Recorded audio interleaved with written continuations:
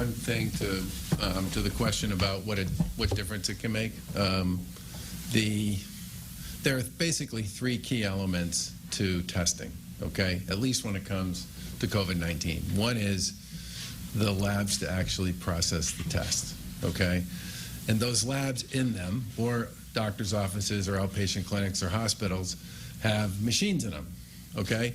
And the limiting factor to how many tests they can process is the number of machines they have, how fast those machines can process tests, and how many people they have who understand how to actually manage the machines and process the tests and all the rest. And, you know, since March, that particular aspect of the testing process has been growing, and there's more and more capacity now to actually process tests than there was when this all began, and there will continue to be growth in capacity to actually to process tests as we move forward. And some of that will happen because people will be able to access more of the machines that can actually do the tests.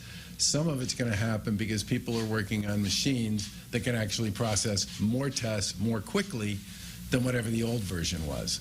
That's point number one. Point number two is the actual mechanism through which you collect the specimen. And, you know, honestly, if someone had told me when this whole thing began that accessing swabs, which are basically the mechanism that are used, primarily a nasal swab. We were talking about the fact that at some point we think it'll probably be a nasal swab or a cheek swab. People will get to the point where they do saliva-based testing. The whole issue of swabs has been a real issue. I mean, we've been on a global hunt for swabs in many cases to be able to, as the test capacity side goes up here, to make sure that we have the ability to get swabs for community health centers and hospitals and other providers who are part of our universe that we're trying to help expand their ability to test. And then the third part of this is the transport, the thing you stick the swab into, what these folks are talking about making, that then gets the swab from wherever it is the test was, the specimen was collected, to the lab where it can be processed and the results can then be returned. And all three of those issues have been a challenge for states and for nations in some cases in their desire to ramp up their ability to do this. Part of it is because you need a COVID-19 specific processing system. You need a swab that's going to work in the context of what you're trying to do with respect to specimen collection for COVID-19. And you need a transport medium that will also protect and preserve the specimen with the particulars that are associated with COVID-19 testing on the other end.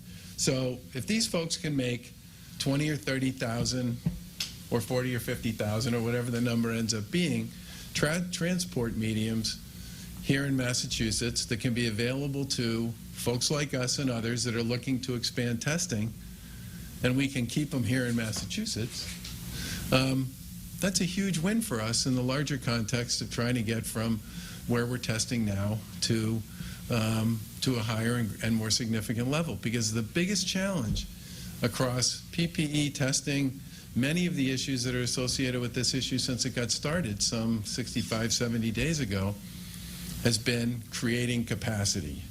And folks are working on the capacity on the machine front, the processing front with respect to tests, and folks are working with respect to capacity on the nasal swabs and the availability of other swabs that will meet the tests and get FDA approved and all the rest. And then the third piece of this is the transport medium. And what these guys are doing with respect to that will be enormously helpful, because all of us believe at the end of the day we're going to do a lot more testing.